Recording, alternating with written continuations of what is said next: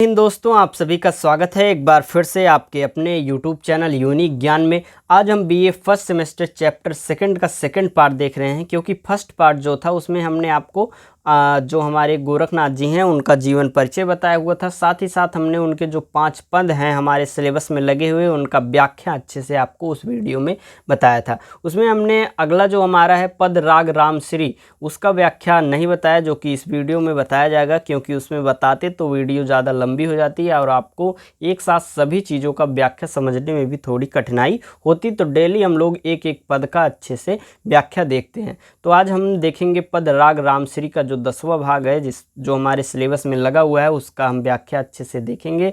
जिसने भी जीवन परिचय नहीं देखा या 5 पद जो हमारे हैं उनका व्याख्या नहीं देखा है, तो वह जाकर हमारे चैनल पर विज़िट करें। BA first semester Hindi classes की आपको एक प्लेलिस्ट मिल जाएगी। वहाँ पर आपको सिलेबस से लेकर हर एक चैप्टर वहाँ पर आपको लाइन से उपलब्ध हो जाएगा, तो वहाँ से आप देख सकते हैं। साथ ही साथ अगर आप चैनल पर नए हैं तो चैनल को सब्सक्राइब कर लीजिए, क्योंकि आपका जो सिलेबस है यहाँ पर बहुत अच्छे से हर एक चैप्टर आपको कंप्लीट कराया जाएगा। साथ ही साथ अगर हर एक चैप्टर का आप नोट्स प्राप्त करना चाहते हैं तो हमारे टेलीग्राम चैनल को ज्वाइन कीजिए, जहां पर सभी क्लासेस की नोट्स करवाने के पश्चात वहां पर पीडीएफ जो है अपलोड कर दी जाती है, तो वहां से आप प्राप्त कर सकते हैं। तो चलिए देखते हैं जो पद राग रामश्री हमारा है इसका व्याख्या देखेंगे। इसका एक और सेकंड पार्ट है, उसके लिए एक और वीडियो आएगी, तब जाकर आपका यह चैप्टर सेकंड कंप्लीट होगा। फिर अगला हमारा चैप्टर अमीर खुसरो जी का है, उसके बारे में हम अच्छे से एक ही वीडियो में लेक्चर में कंप्लीट कर लेंगे। तो चलिए हम इसको देखते हैं, क्योंकि ये जो गोरखनाथ जी ने लिखा हुआ है थोड़ी क्लिष्ट भाषा है, इसको अलग अलग आपको समझाना पड़ रहा है और अच्छे से आपको समझाया जा रहा है, तो वीडियो पर बने रहें। देखते हैं हमारा जो यह पद है पद राग रामश्री, उसको देखेंगे। मनसा मेरी व्यापार बांधो पवन पुरसी उत्पन्नाम, जाग्यो जोगी अध्यात्म लागो काया पाटन में जाना।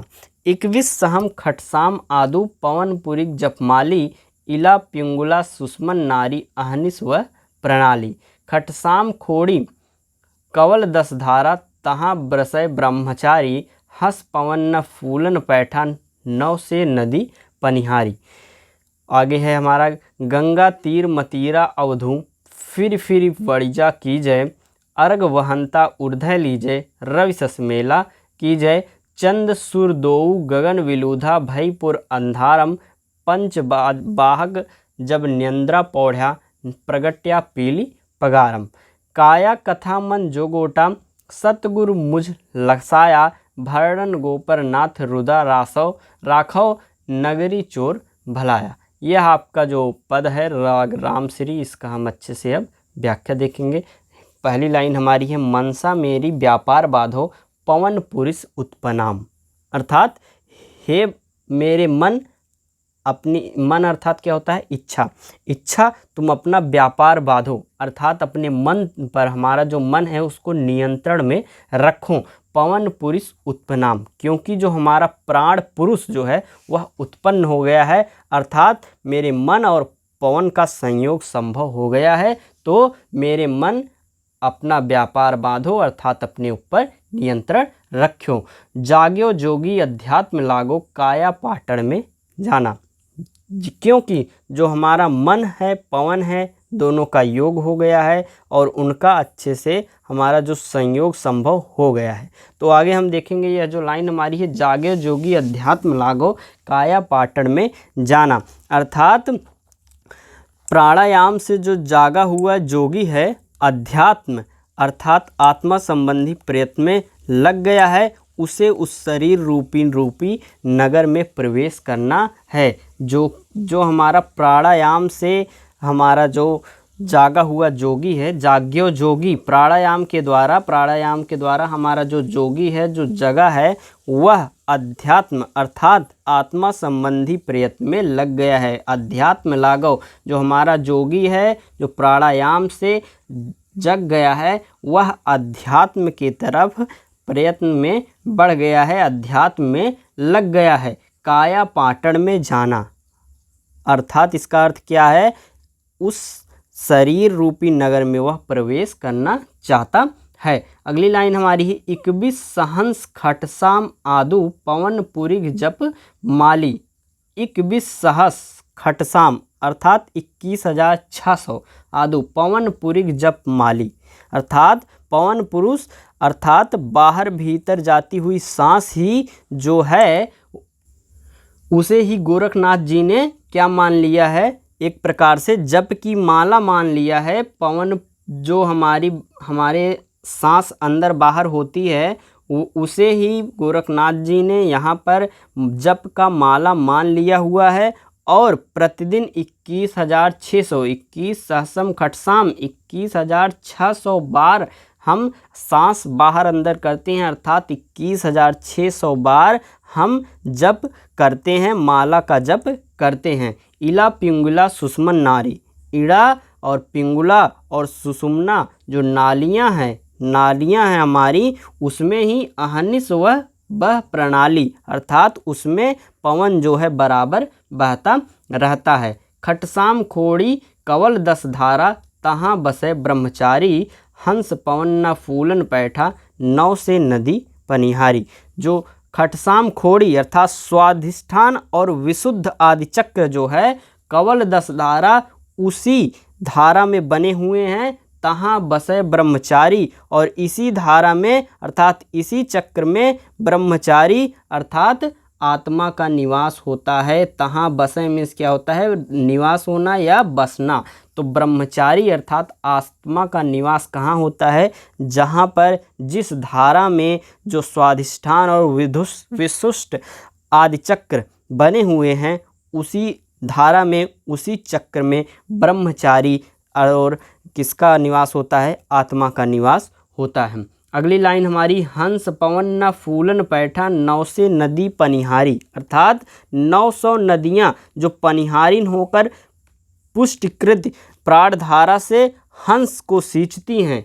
900 नदियाँ पनिहारी, जो 900 नदियाँ हैं वह पनिहारिन होकर एक प्रकार से पृष्ठ करती हैं। और प्राणधारा जो है हंस पवन न फूलन पैठा, जो हमारा प्राणधारा है हंस के समान, उसी को जीव जो हमारा है आत्मा है उसको सींचती है, और जिसमें आत्मा रूपी बेल पुष्पित हो जाती है। हमारी जो प्राणधारा है उसे 900 नदियाँ सींचती हैं पनिहारिन बनकर, जिससे जो हमारी प्राणधारा है उसमें जो हमारा जीव है आत्मा है वह सींचती है, और आत्मा रूपी जो है बेल पुष्पित होता है। प्राणधारा को जब 900 नदियाँ पनिहारिन बनकर सींचती हैं तो हमारा जो है आत्मा रूपी एक प्रकार से बेल पुष्पित होता है। यहाँ पर उपमा करके आपको समझाया गया है, तुलना करके। अगला क्या है, गंगा तीर मतीरा अवधू फिर वड़िजा कीजे, अर्थात इसका क्या अर्थ है, गंगा तीर मतीरा अवधू, जिस प्रकार गंगा के तीर पर गंगा के किनारे पर तरबूज जो हमारा शीतल स्थान पर उगता है, तरबूज वह उगता है, उसी प्रकार फिर वड़िजा के उसी प्रकार जो है हमारा शीतलतादायक ज्ञान उत्पन्न होता है चंद्रनाड़ी में। चंद्रनाड़ी के पास ही हमारा शीतलतादायक ज्ञान होता है वह उत्पन्न होता है, जिसका हम फिर से हमें वाणिज्य करना चाहिए अर्थात व्यापार करना चाहिए। अरध ध या अरध बहनता ऊर्ध्व लीजिए रवि सस मेला कीजिए। नीचे अरध में क्या होता है, नीचे बहने वाली जो हमारी नीचे ऊपर जो हमारी पवन है या आत्मा है, नीचे बहने वाली जो है उसे हमें क्या करना चाहिए, ऊपर ले जाना चाहिए और उसे हमें ब्रह्मांड में चढ़ाना चाहिए। रवि सस, रवि अर्थात सूर्य, सस अर्थात चंद्रमा, इन दोनों को चंद्र नाड़ी और सूर्य नाड़ी का हमें मेल करना चाहिए। नीचे बहने वाली जो हमारी अमृत या पवन की धारा है उसे हमें ऊपर ले जाना चाहिए अपने साधना के माध्यम से, और सुषुम्ना ग्रंथ को जागृत करके ऊपर ले जाना चाहिए, जिससे वहाँ पर रवि नाड़ी, सूर्य नाड़ी अर्थात सूर्य नाड़ी और चंद्र नाड़ी का मेल हो जाए। और उसके बाद हम देखेंगे चंद सूर्य दो गगन विधूला भय पोर अंधारम। इसका अर्थ क्या है, जब ब्रह्मरंध्र में सूर्य नाड़ी और चंद्र नाड़ी का मेल होता है तो वह दोनों लोप हो जाते हैं। जब सुषुम्ना का प्राधान्य होता है, जब सुषुम्ना ग्रंथ को जागृत करके साधना के माध्यम से हम जो हमारी सूर्य नाड़ी और चंद्र नाड़ी है दोनों का मिलान करते हैं, मेल करते हैं, तब वहाँ पर जाकर सुषुम्ना, हमारी जो सुषुम्ना ग्रंथि जागृत हो जाती है, उसके प्राधान्य में चंद्र नाड़ी और सूर्य नाड़ी दोनों का लोप हो जाता है, जिससे घोर अंधेरा हो जाता है। पंचवाहक जब निंद्रा पौढ़्या प्रगट्या पील पगारम, पंचवाहक अर्थात 5 सैनिक, जो 5 इंद्रियां हैं हमारी, जब वहाँ पर पहुँचती हैं तो अंधेरा जो हो जाता है चंद्र नाड़ी और सूर्य नाड़ी के मेल से, उसको रात समझकर सो जाती हैं।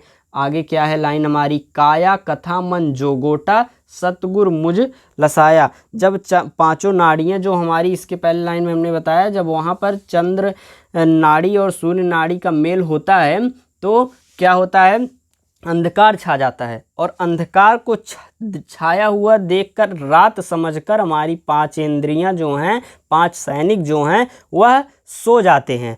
फिर क्या होता है, इसके प्राकार और सिंह द्वार प्रकट हो जाते हैं और अंदर जाने का मार्ग दिखाई पड़ता है। जब हमारी 5 इंद्रियां सो जाती हैं तो हमें अंदर जाने का मार्ग दिखाई देने पड़ता है। कहाँ अंदर जाने का, हमें आध्यात्मिक जीवन में प्रवेश करने का एक मार्ग दिखाई देता है। कब दिखाई देता है, जब 5 इंद्रियां सो जाती हैं। 5 इंद्रियां कब सोती हैं, जब वहाँ पर चंद्र नाड़ी और सूर्य नाड़ी का मेल हो जाता है और सुषुम्ना की प्रधानता में, सुषुम्ना ग्रंथ के प्राधान्य में वहाँ पर जब सूर्य नाड़ी और चंद्र नाड़ी जो है वो दोनों लुप्त हो जाते हैं और वहाँ अंधेरा हो जाता है, 5 इंद्रियां उसे रात समझकर सो जाती हैं, और तब हमारा मार्ग जो है आध्यात्मिक जीवन में प्रवेश करने के लिए खुल जाता है। अगली लाइन है, काया कथा मन जो गोटा सतगुर मुझ लसाया, भरण गोरप नाथ रुदा राखव नगरी चोर भलाया।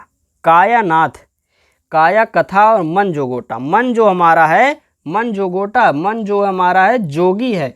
काया कथा, जो हमारी काया है उसकी गुदड़ी है, और सतगुर मुझे लसाया। यह बात हमें किसने बताई, यह रहस्य हमें किसने बताया, गुरु ने बताया। क्या बात बताई उन्होंने, मन जो हमारा है वह जोगी है और जो हमारी काया है वह गुदड़ी है। भरण गोरख नाथ रुदा राखव नगरी चोर भराया। गोरखनाथ जी कहते हैं कि इस रहस्य को सुरक्षित रखना चाहिए हमें, क्योंकि नगरी में चोर छूटे हुए हैं। चोर कौन है, हमारे जो काम, लोभ, जो हमारे मद हैं, जो हमारी बुराइयां हैं, जो हमें बुरा करने के लिए उत्प्रेरक का कार्य करती हैं, जैसे कि काम, क्रोध, लोभ, मद, ये सभी चीज़ें जो हैं वह चोर हैं।